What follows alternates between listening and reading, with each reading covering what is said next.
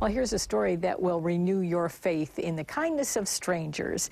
News 4's George Rickert tracked down an extraordinary chain of events. George? This is a great story, and watch for the numbers popping up in the corner of your screen, marking the 4 different strangers who helped this young lady get the $100 she lost back.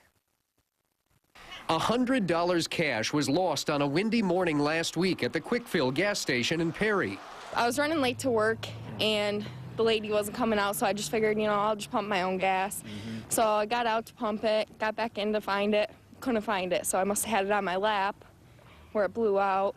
She's looking through her pants pockets, she's looking through her jacket. Jody Walton happened to be gassing up there at the same time, saw the commotion, and when she got to work... So I told all these guys, and I'm like, this is what happened, because it was right before Christmas, and I said, can you imagine if you lost $100? So we just all talked about it.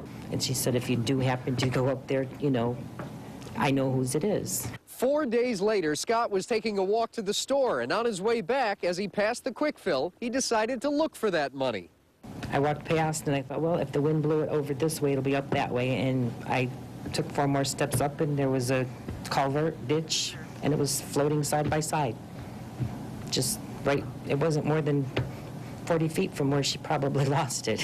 He went back to the Quick Fill, where the clerk had remembered the name of the girl who lost it. So Scott's wife called people in the area with that same last name. And it took us about 5 phone calls, and we found her aunt. And the $100 was returned. I want people to know because, honestly, even in the hard times, there are still going to be good people out there. And to me, it touched me to know that, they could be hurting for money too or something, but yet they still were honest enough to give it back to me.